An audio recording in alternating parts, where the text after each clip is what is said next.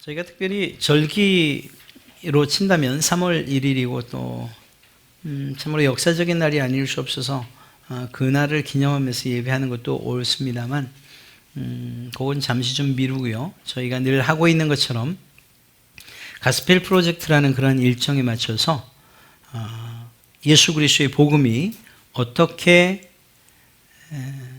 예루살렘과 온 유대와 사마리아 그리고 땅끝까지 퍼져나가는가 하는 것에만 좀 집중해서 하나님의 말씀을 좀 살펴보려고 합니다. 이 이방인 전도의 경계를 넘는 것이 매우 어려운 일이었다라는 사실을 지난주에 말씀드렸어요. 특히 하나님께 선택받았다라고 생각하는 유대인들에게 있어서는 이 경계를 뛰어넘거나 벽을 허무는 일들은 정말 죽을 만큼 어려운 일이라고 말씀드렸지요. 그런 입장에서 아주 특별한 한 사람을 하나님께서 세우시는 것을 보게 됩니다. 그가 바로 사도 바울입니다. 그는 전혀 이방인 전도에 대해서 이방인을 전도하고 선교하는 이 일에 대해서 마음에 거리낌이 없었습니다. 변화한 이후로 말이죠. 그는 그런 점에서 이방인 전도에 특화된 사람이었다 이렇게 얘기도 틀리지 않을 겁니다. 사도 바울의 이야기를 잠시 할 텐데 먼저 그 이름에 대해서 이야기를 좀 해야 될 필요가 있습니다. 사울이라는 이가 예수님을 만난 다음에 작다른 그런 의미의 바울로 변화되었다. 우리가 이렇게 흔히 말합니다. 의미를 부여하는 거죠. 그런데 꼭 그러지 않아도 될 것 같습니다. 성경을 기록하고 있는 이 누가는 바울이 회심한 이후에도 여전히 사울이라는 이름과 바울이라는 이름을 혼용해서 쓰고 있어요. 사울은 히브리식 표현이고 또 그가 로마의 시민권을 가지고 있는 입장에서 헬라식 이름을 가지고 있었는데 그것이 바로 이 바울이었던 것입니다. 그러니까 이 둘은 같은 의미고 특별히 의미를 부여해서 큰 자가 작은 자가 되었다라고 하는 것, 그럴 수는 있지만 저는 이러한 이름의 혼동을 좀 막기 위해서 그냥 바울로 이야기하도록 그렇게 하겠습니다. 사도 바울은 다메섹에서 예수님을 만나기 이전에도 하나님을 뜨겁게 사랑한 사람이었습니다. 우리는 그렇게 생각하죠. 아니, 뜨겁게 사랑했다면서 하나님을 사랑했다면서 어떻게 예수님을 믿는 사람들을 그렇게 잡아 죽일 수가 있지? 옥에 가둘 수가 있지? 예.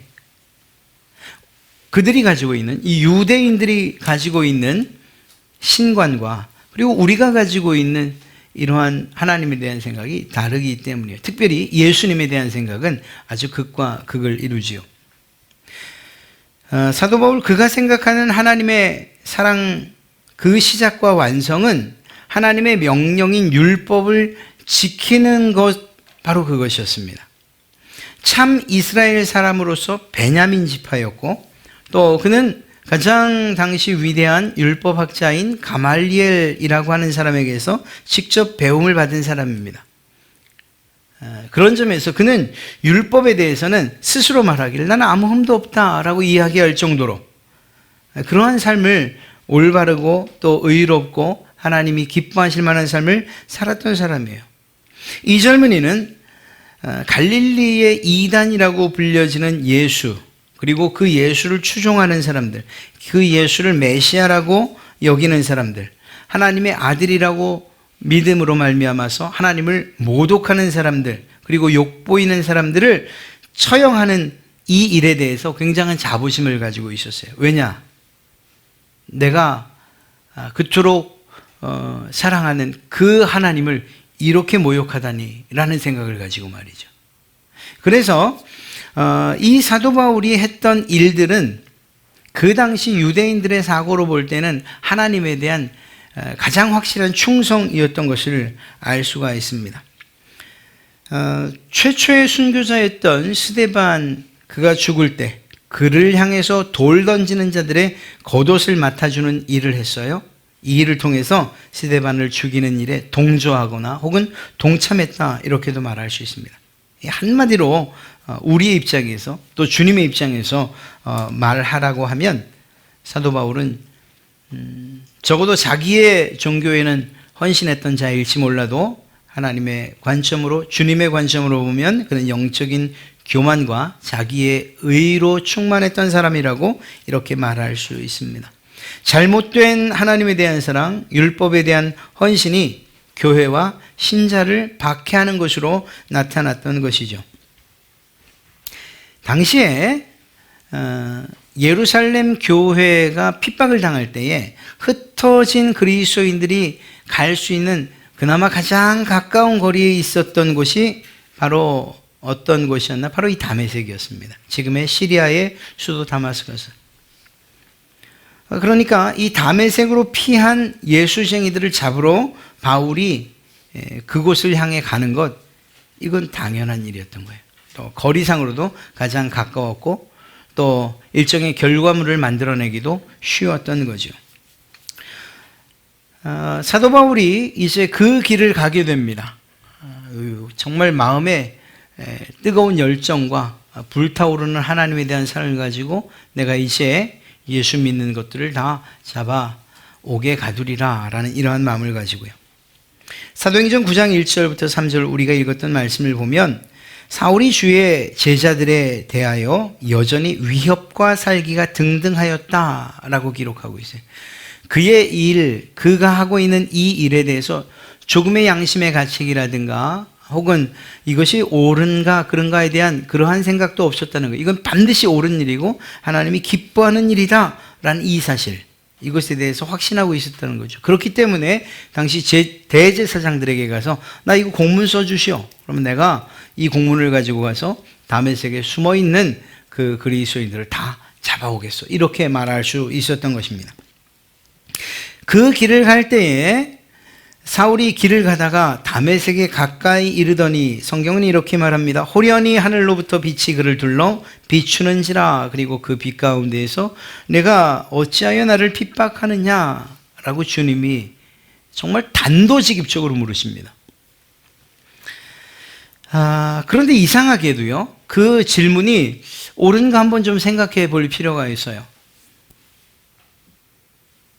무슨 말인가 하면 예수님께서 어찌하여 내 사랑하는 교회와 내 사랑하는 성도들을 핍박하느냐 이렇게 묻지 않으셨다니까요. 지금 핍박을 당하고 있는 것은 성도들이요 신자들 그리고 교회지 않습니까? 그런데 주님께서는 그에게 왜 나를 핍박하냐 라고 말씀하셨다는 거예요. 이러한 주님의 말씀을 통해서 주님께서 당신의 신자들과 그 교회를 어떻게 생각하는지를 우리는 분명히 알 수가 있습니다.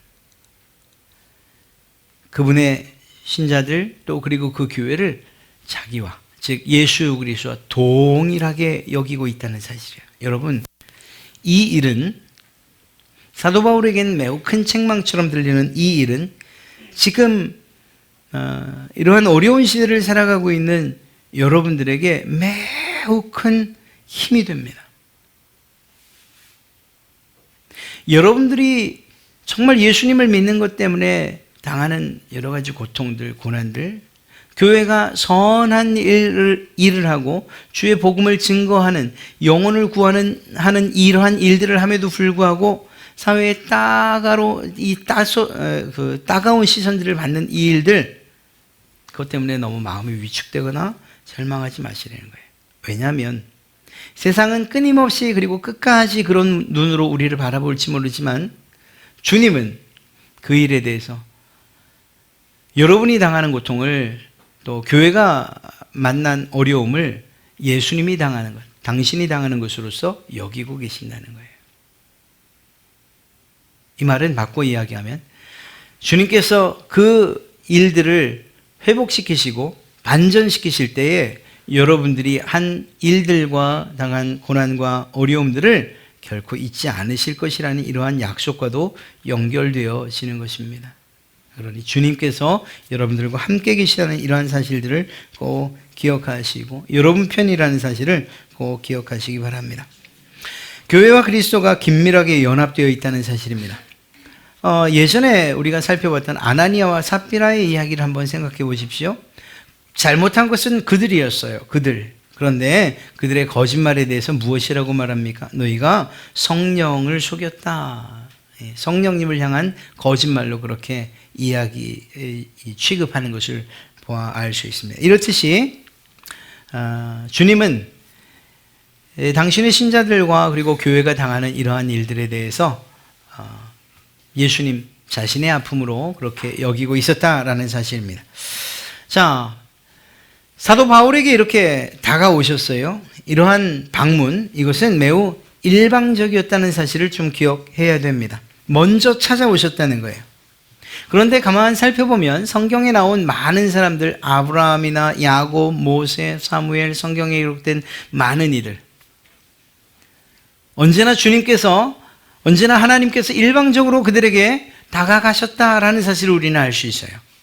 물론 성도들 혹은 지도자들의 간절한 기도와 간구, 부르짖음, 이것에 대한 응답으로 하나님이 찾아오기도 하시지만 그 은혜는, 하나님의 사랑과 그 은혜는 언제나 일방적이었어요. 우리가 준비하지 못했을 때, 아니면 나도 그 은혜를 받을 수 있을까 근심하며 염려할 때, 아니면 그것과 상관없이 그냥 하나님과 대적해서 사도 바울처럼 이렇게 원수의 삶을 살아갈 그때에도 여전히 하나님은 정하시고 선택하신 자를 일방적으로 찾아오시더라는 거예요. 사랑하는 성도 여러분,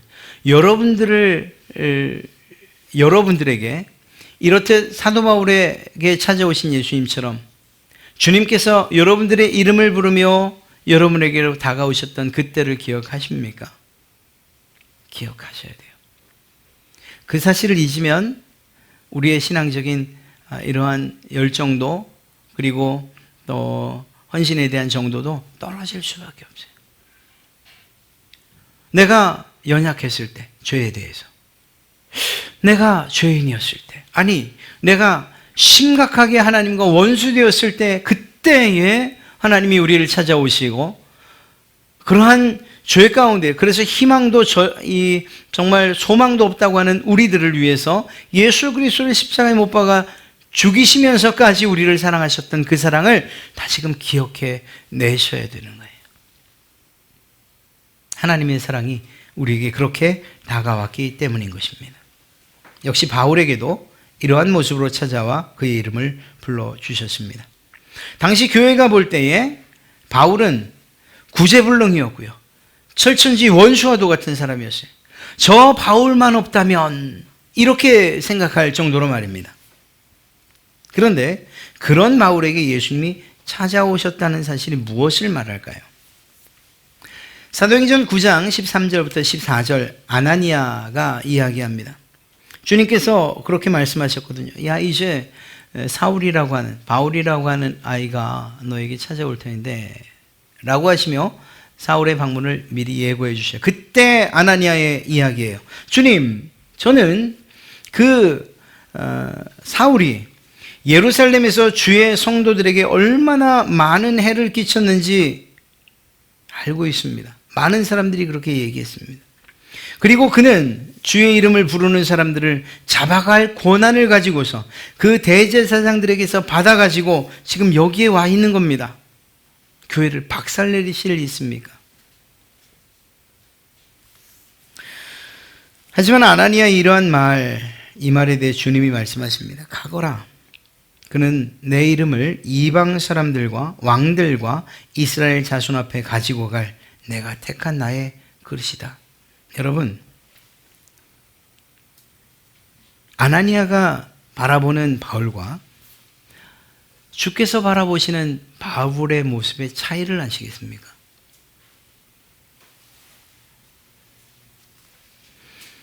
은혜의 복음이 필요한 자를 여러분이나 제가 판단하거나 결정할 수 없는 이유는 우리의 감각, 보거나 듣거나 알거나 하는 이러한 우리의 감각으로 판단하는 것, 또 우리가 그 사람들을 아는 것으로 판단하는 것, 그것이 전부가 아니기 때문이에요.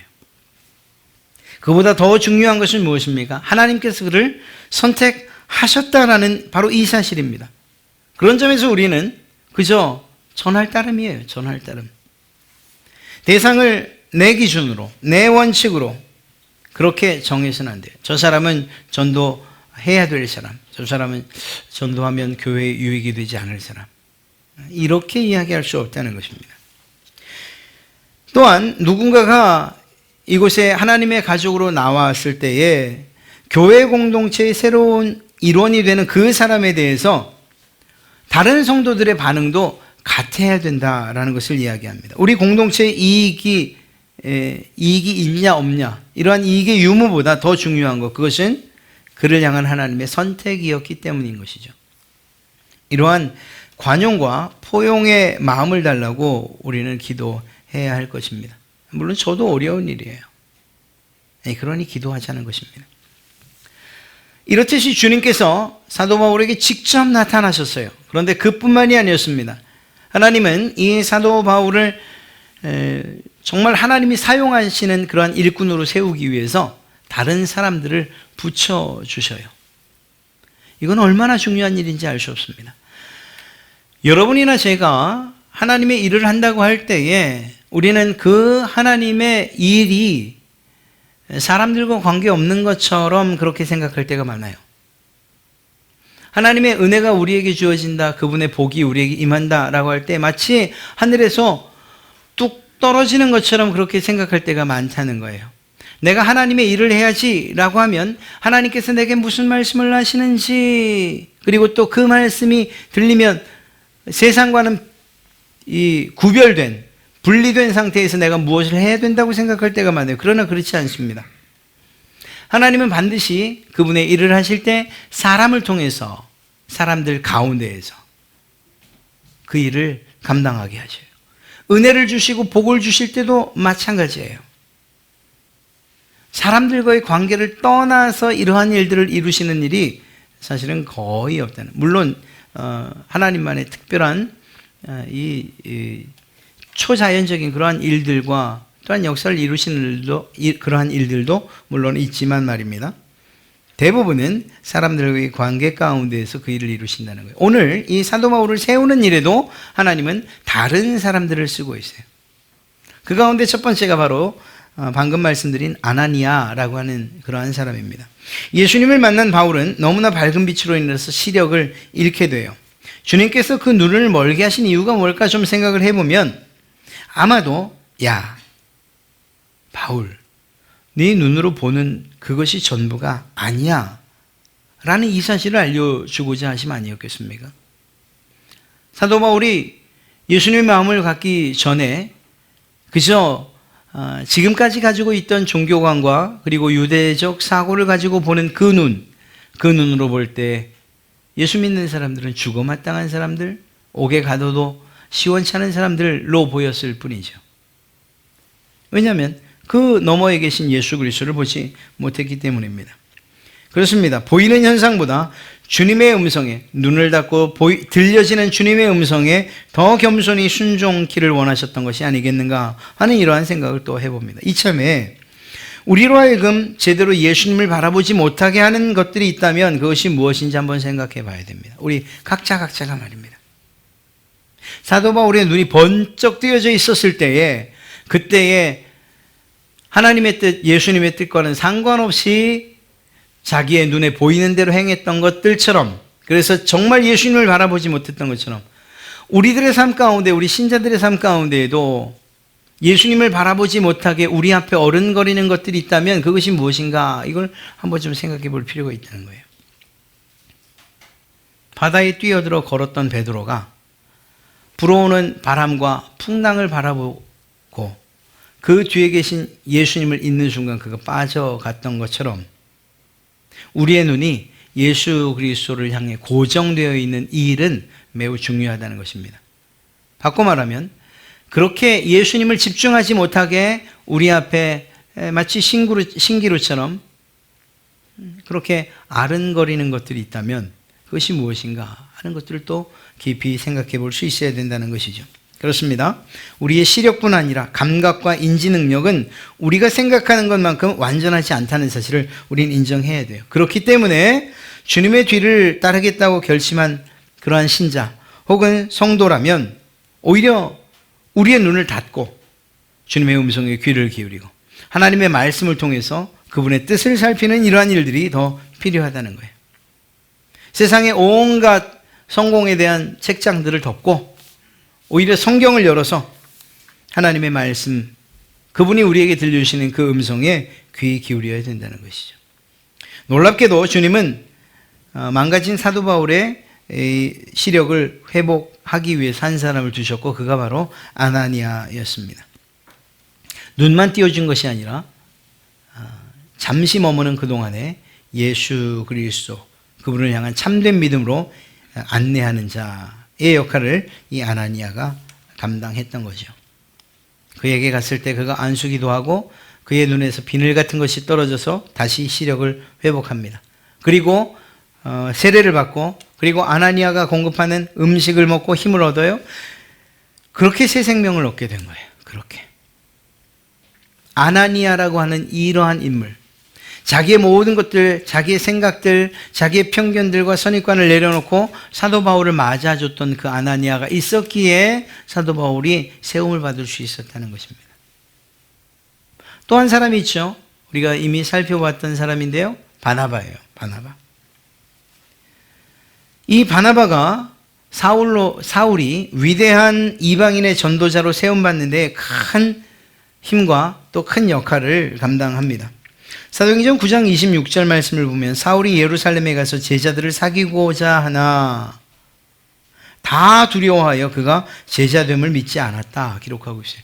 사도 바울은 자기가 지금 이제는 예수 그리스도로 말미암아 변화됐다는 사실을 알리고 싶었어요. 그리고 그것을 분명히 확증받고 싶었어요. 그래서 예루살렘으로 가서 예수님의 제자 바로 사도들을 만나서 또 그 제자들을 만나서 자신이 정말 변했다는 사실을 증명받고 싶었어요. 그런데 예루살렘 교회의 그 제자들이 또 그곳에 있는 그 성도들이 사도 바울 만나는 것을 두려워해요. 사도 바울이 회심했다는 사실을 믿지를 않아요. 이유는 있었죠. 사도 바울 때문에 그간의 교회와 성도들이 얼마나 어려운 일을 많이 당했습니까? 그것들을 생각하니 두려울 수밖에 없는 거예요. 교회 성도들에게는 사도 바울의 변화에 대한 확신이 없었고요. 오히려 더 큰 박해를 위해서 거짓으로 회심한 척하는 것 아닌가라는 이러한 의심을 했던 것입니다. 물론 사도 바울의 이러한 변화된 모습은 놀라웠어요. 아나니아로부터 눈을 고침받은 후에 세례를 받고 그리고 다메섹에 있는 제자들과 며칠을 머문 후에 바울은 성경을 보니 즉시로 곧 예수 그리스도는 하나님의 아들이요 라고 그는 메시아요 그리스도입니다라고 증거하기 시작합니다. 사람이 바뀌어도 이렇게 바뀔 수 있을까 싶을 만큼 급기야는 그렇게 예수 그리스도를 전하기 시작한 지 며칠 지나지 않아서 오히려 유대인들이 이 사울을 죽이려고 모의를 하기까지 합니다. 그가 얼마만큼 열정적으로 자신의 그러한 태도를 변환했는지 알 수 있는 거죠. 얼만큼 열정적으로 예수 그리스도를 증거했는지를 알 수 있는 거예요. 아, 저것이 우리 편이었는데 이제는 아니구나. 위험하다. 그러면 어떻게 할까? 마치 예수 그리스도를 잡아 죽이자고 모의했던 것처럼 사도 바울을 잡아 죽이려고 그렇게 작당하기에 이르릅니다. 하지만 이러한 놀라운 변화에도 불구하고 앞서 말씀드렸던 것처럼 바울과 교회, 바울과 성도들 사이에는 담이 있었고 그 담은 매우 높았어요. 이 담을 누가 헐었느냐? 바로 바나바가 이 담을 헙니다. 그 경계를 없애서 예루살렘 교회 지도자들 혹은 성도들과 이 바울이 하나 되게 합니다. 사랑하는 성도 여러분, 저는 여러분들이 이렇듯이 화해와 중재의 역할을 잘 하는 그러한 분들이 되시기를 바라고 또한 축복합니다. 앞서 아나니아의 경우도 마찬가지였어요. 부족하고 연약한 사람을 세우는 그러한 일들에 여러분들이 사용되기를 다시 한번 주님의 이름으로 축복합니다. 그것이 우리 성도들에게 준 그러한 역할이에요. 단지 제 소망이 아닙니다. 여러분을 향한 하나님의 기대와 소망이에요. 고린도후서 5장 18절부터 19절 말씀을 보면 모든 것이 하나님께로서 났으며 그가 그리스도로 말미암아 우리를 자기와 화목하게 하시고 그 다음에 또 우리에게 바로 여러분들에게 화목하게 하는 직분을 주셨으니 여러분들에게 어떠한 직분을요? 화목하게 하는 직분. 여러분들을 통해서 믿지 않는 자가 하나님과 화목하게 하는 이런 직분을 주셨고 더 나아가서 여러분들을 통해서 서로 등진 성도들과 사람들 사이를 화목하게 하는 이 직분을 누구에게 주셨는가? 바로 여러분들에게 주셨다고 이야기하고 있어요. 이 일을 아나니아와 바나바가 아주 충실하게 이행해낸 거예요. 이 두 사람이 하나님과 사도 바울, 예수 그리스도와 사도 바울의 관계를 회복시켰고요. 분명한 이유 때문에 등을 졌던 교회와 성도들 그리고 바울의 사이를 화목케 하는 그 다리와 중재 역할을 하는 일을 아나니아와 바나바가 했던 것을 알 수가 있습니다. 그렇습니다. 하나님께서 한 사람을 세우실 때 하나님의 놀라우신 역사하심, 초자연적인 역사뿐만 아니라 그의 주변에 있는 많은 사람들을 사용하신다는 사실을 꼭 기억하십시오. 이것은 두 가지 점에 있어서 우리에게 정말 한편으로는 부담감을 또 한편으로는 위로를 얻게 합니다. 여러분을 위해서 하나님께서 많은 사람들을 주변에 두셨다는 이 입장에서 볼 때는 우리에게 위로가 되죠. 아, 나 하나를 그토록 사랑하셔서 내 주변에 많은 사람들, 돕는 자들을 두셨구나. 그리고 또 그것을 위해서 기도해야 되고요. 또 한편으로는 여러분 옆에 있는 연약한 그 누군가를 위해서 그를 세우는 일에 바로 여러분을 그 주변에 배치하셨다는 사실에서는 우리의 영적인 부담감이 있을 수밖에 없죠. 이러한 두 가지 긴장 가운데에서 우리는 주의 명령을 따라 순종하며 또 우리에게 기대하시는 바대로 그렇게 우리의 신앙의 삶을 살아가야 할 줄로 믿습니다. 사도 바울의 회심의 결과는 매우 지대했어요. 교회 공동체에 미친 영향이 무엇이었습니까? 사도의 역할을, 특별히 이방인 사도의 역할을 매우 잘 감당합니다. 이미 말씀드렸던 것처럼 예루살렘 교회는 이방인 전도에 대해서 거부감을 가지고 있었어요. 이방인의 지역으로 넘어서는 이 경계를 두려워했어요. 그래서 오히려 담을 쌓을 따름이었어요. 그런데 바울은 그렇지 않았습니다. 그는 유대인이었습니다. 혈통적으로 유대인이었어요. 지파로도. 그런데 그는 로마의 시민권을 가지고 있었어요. 이 말이 무슨 말인가 하면요, 헬라의 철학이나 사상이나 문화나 언어에 능통했다는 이야기예요. 그렇게 준비됐다는 이야기예요.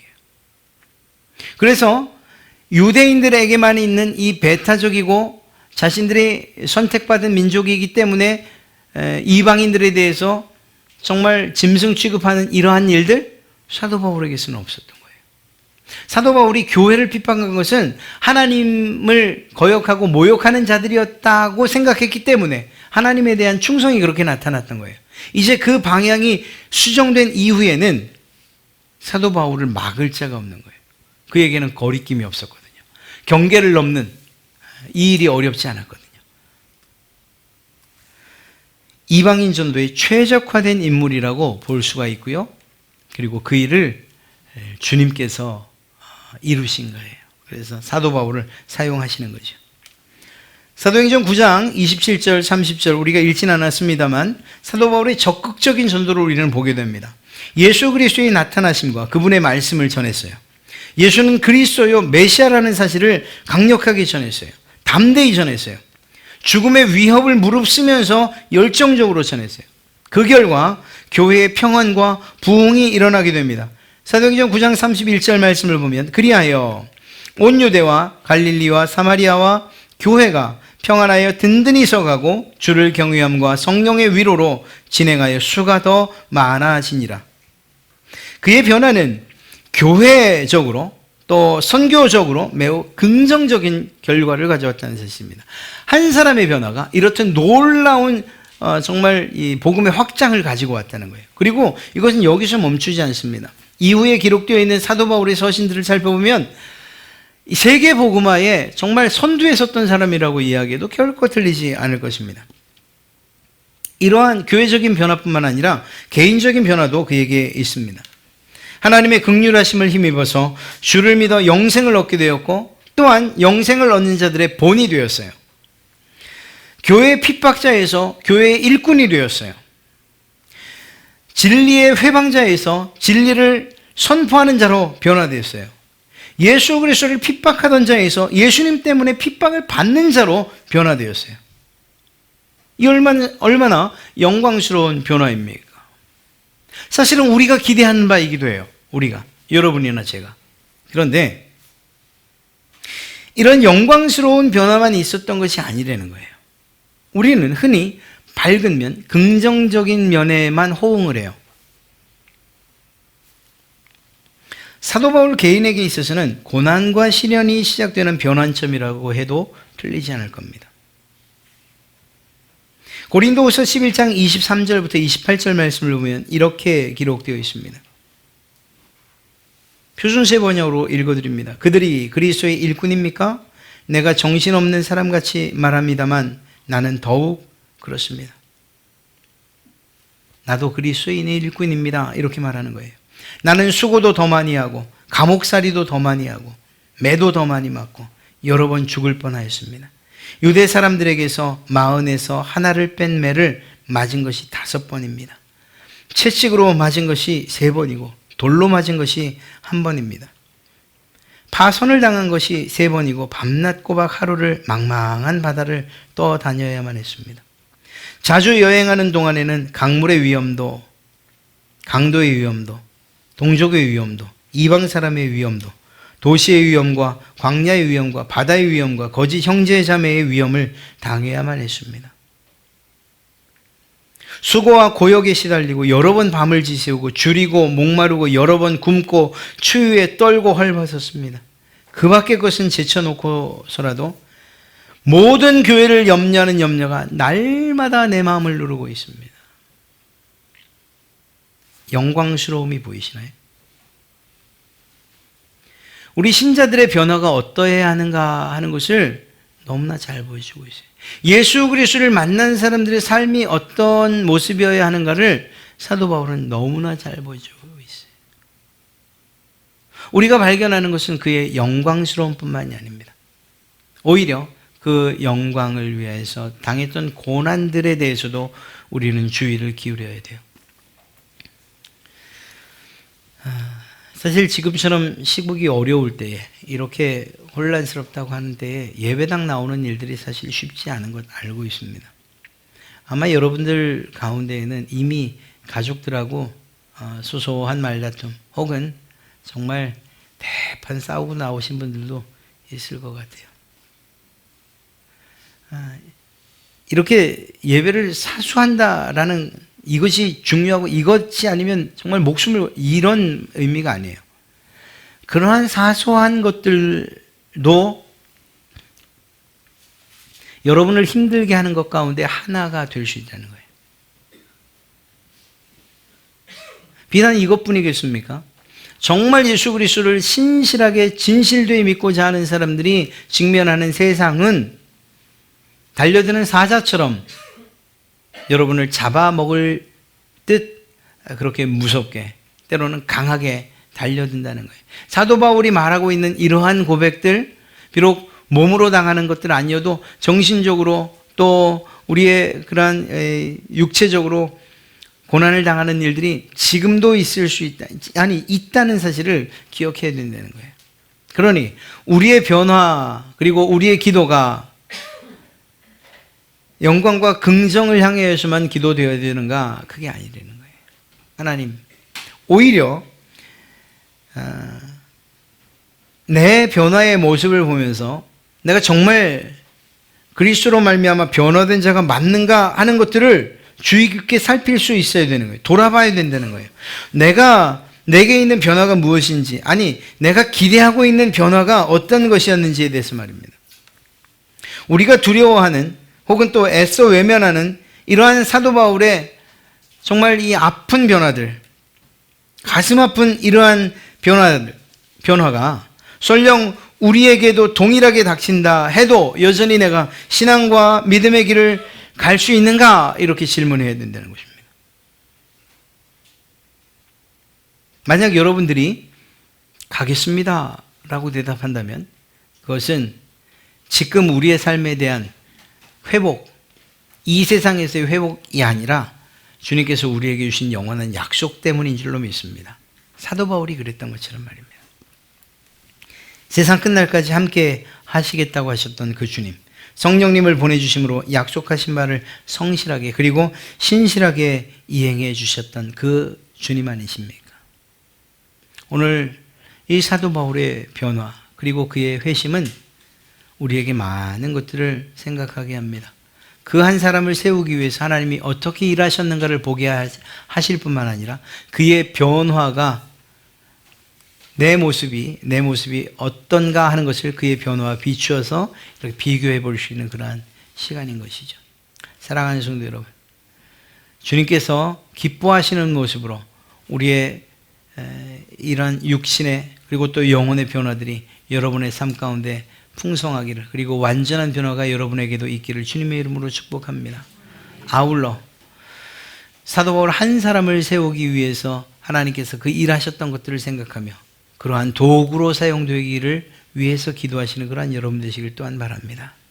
이러한 어려운 시기에 나 하나 보호받고 안전한 것만이 아니라 다른 이들을 위해서, 직장 동료를 위해서, 또 이웃들을 위해서, 또 고통과 고난을 당한 알지 못하지만 그러나 한 백성을 위해서 함께 기도하는 이러한 일들이 우리에게 있어야 할 것입니다. 그것이 주님께서 우리에게 주신 사명이고 또한 돕고 세우는 이러한 일들, 화목해 하는 직분을 감당하는 그러한 것이기 때문입니다.